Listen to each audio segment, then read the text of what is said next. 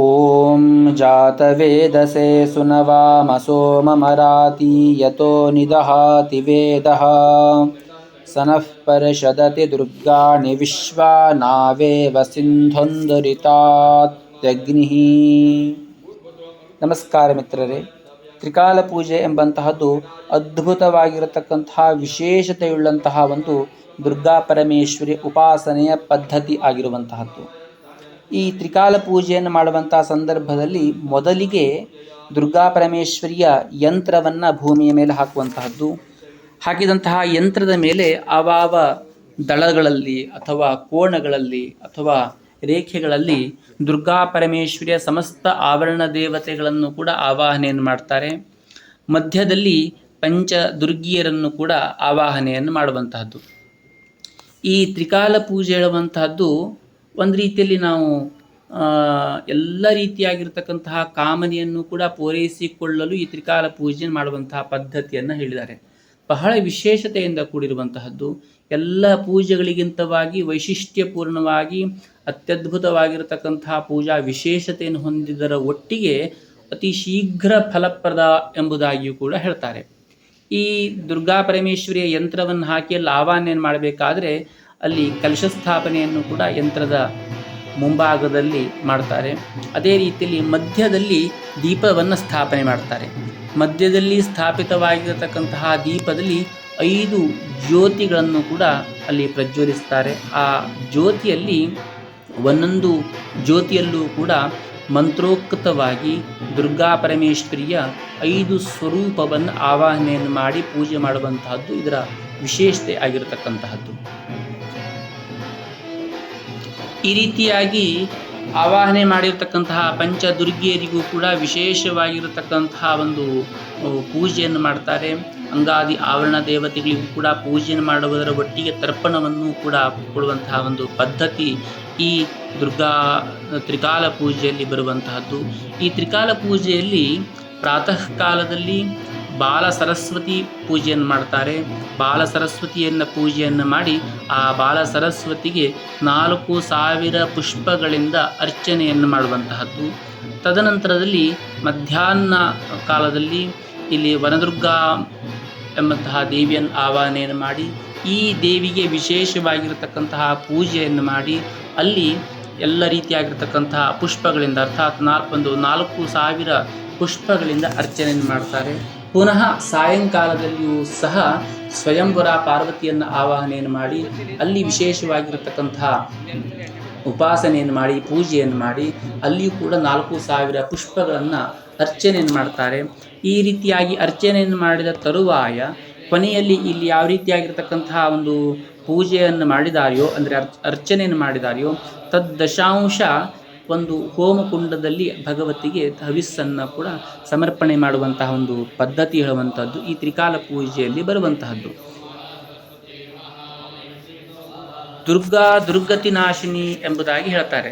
ನಮಗೆ ಬಂದಿರತಕ್ಕಂತಹ ಎಲ್ಲ ರೀತಿಯಾಗಿರ್ತಕ್ಕಂತಹ ದುರ್ಗತಿಗಳನ್ನು ನಾಶ ಮಾಡುವುದಕ್ಕೋಸ್ಕರವಾಗಿ ಭಗವತಿಯ ಪೂರ್ಣ ಪ್ರಮಾಣದ ಅನುಗ್ರಹವನ್ನು ಪಡೆಯಲಿಕ್ಕಾಗಿ ಈ ತ್ರಿಕಾಲ ಪೂಜೆಯನ್ನು ಮಾಡುವಂತಹ ಒಂದು ಪದ್ಧತಿ ಇದೆ. ಮತ್ತು ನಮಗೆ ಬಹಳಷ್ಟು ಕಾಲದಿಂದ ಯಾವುದೋ ಮುಖ್ಯವಾಗಿರ್ತಕ್ಕಂತಹ ಕೆಲಸ ಆಗ್ತಾ ಇರೋದಿಲ್ಲ, ಅದಕ್ಕೆ ಪುನಃ ಪ್ರತಿಬಂಧಕ ಆಗ್ತಾ ಇರುವಂತಹದ್ದು, ಅಥವಾ ದುಷ್ಟಶಕ್ತಿಗಳಿಂದ ನಮಗೆ ಪುನಃ ತೊಂದರೆ ಆಗ್ತಾ ಇರುವಂತಹದ್ದು, ಅಥವಾ ಶತ್ರುಗಳಿಂದ ನಮಗೆ ರಕ್ಷಣೆ ಆಗಲಾರದೆ ಇರುವಂತಹದ್ದು, ಅಥವಾ ಭೂಮಿ ಅಥವಾ ಕೋರ್ಟ್ ಇತ್ಯಾದಿಯಲ್ಲಿ ವ್ಯಾಜ್ಯವಾಗ್ತಾ ಇರುವಂತಹದ್ದು, ಮತ್ತು ಉದ್ಯೋಗದಲ್ಲಿ ಯಶಸ್ಸು ಇಲ್ಲದೆ ಹೋಗಿರುವಂತಹದ್ದು, ಇಂತಹ ಎಲ್ಲ ಸಂದರ್ಭದಲ್ಲಿಯೂ ಕೂಡ ಈ ತ್ರಿಕಾಲ ಪೂಜೆಯನ್ನು ಮಾಡಬೇಕು ಎಂಬುದಾಗಿ ಹೇಳ್ತಾರೆ. ಈ ತ್ರಿಕಾಲ ಪೂಜೆಯನ್ನು ಮಾಡಿದ್ರಿಂದ ಅತಿ ಶೀಘ್ರವಾಗಿ ಶುಭ ಫಲಗಳು ಪ್ರಾಪ್ತವಾಗ್ತವೆ ಎಂಬಂತಹ ಒಂದು ನಂಬಿಕೆಯೂ ಕೂಡ ಇದೆ.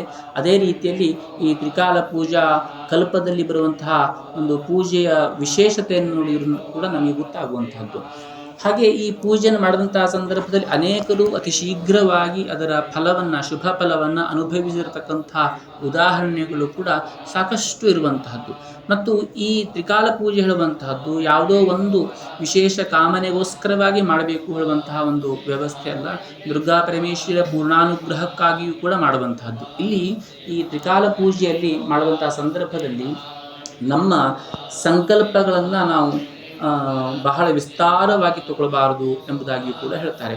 ಸಪರ್ಯಾಂಕರಿಷ್ಯ ಅಂತ ಹೇಳ್ತಾರೆ. ಸಪರ್ಯ ಅಂತಂದ್ರೆ ನಾವು ಯಾವುದೇ ಒಂದು ಇಚ್ಛೆ ಇಲ್ಲದೇನೆ ಭಗವತಿಯ ಪ್ರೀತಿಗೋಸ್ಕರವಾಗಿ ನಾವು ಈ ಪೂಜೆಯನ್ನು ಮಾಡ್ತಾ ಇದ್ದೇವೆ ಎಂಬಂತಹ ಸಂಕಲ್ಪವೇ ಇಲ್ಲಿ ವಿಶೇಷವಾಗಿರಬೇಕು ಎಂಬುದಾಗಿಯೂ ಕೂಡ ಹೇಳ್ತಾರೆ.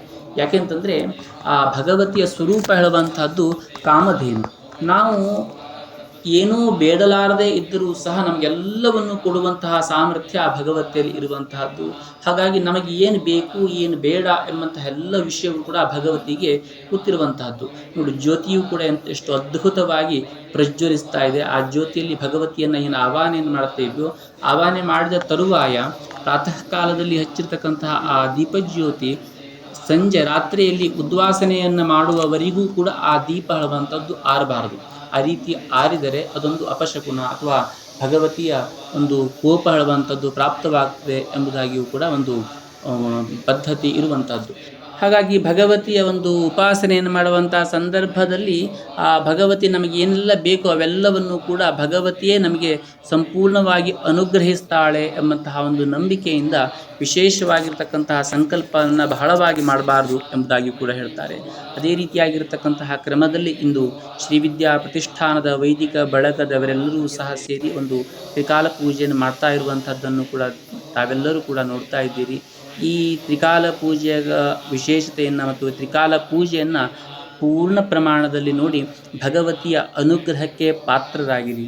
ಮತ್ತು ಸಾಧ್ಯವಾದಂತಹವರು ಈ ಭಗವತಿಯ ಅನುಗ್ರಹಕ್ಕಾಗಿ ಭಗವತಿಯ ಪ್ರೀತ್ಯರ್ಥವಾಗಿ ಈ ತ್ರಿಕಾಲ ಪೂಜೆಯನ್ನು ವರ್ಷಕ್ಕೊಮ್ಮೆಯಾದರೂ ಮಾಡುವಂತಹ ಒಂದು ಪದ್ಧತಿಯನ್ನು ಇಟ್ಕೊಳ್ಳುವಂಥದ್ದು ಬಹಳ ಉತ್ತಮ ಅಂತ ಹೇಳಬಹುದು.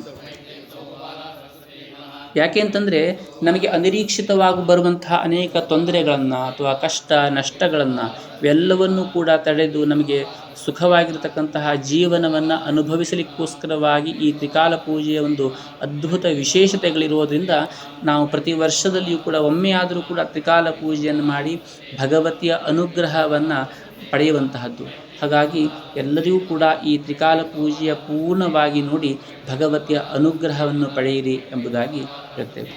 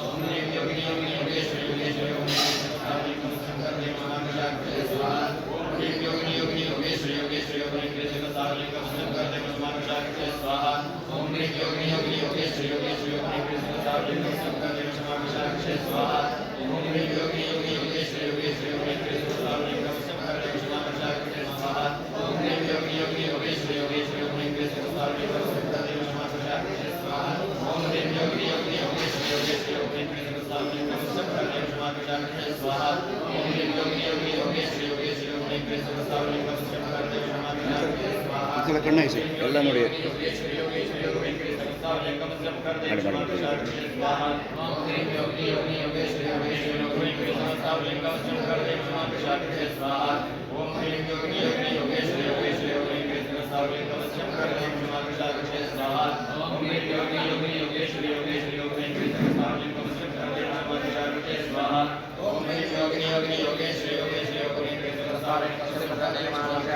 स्वाहा ओम ह्रीं योगिनी योगिनी योगेश्वरी योगेश्वरी योगेश्वरी नमस्तारे नमस्तारे स्वाहा ओम ह्रीं योगिनी योगिनी योगेश्वरी योगेश्वरी योगेश्वरी नमस्तारे नमस्तारे स्वाहा ओम ह्रीं योगिनी योगिनी योगेश्वरी योगेश्वरी योगेश्वरी नमस्तारे नमस्तारे स्वाहा ओम ह्रीं योगिनी योगिनी योगेश्वरी योगेश्वरी योगेश्वरी नमस्तारे नमस्तारे स्वाहा ओम ह्रीं योगिनी योगिनी योगेश्वरी योगेश्वरी योगेश्वरी नमस्तारे नमस्तारे स्वाहा ओम ह्रीं योगिनी योगिनी योगेश्वरी योगेश्वरी योगेश्वरी नमस्तारे नमस्तारे स्वाहा ओम ह्रीं योगिनी योगिनी योगेश्वरी योगेश्वरी योगेश्वरी नमस्तारे नमस्तारे स्वाहा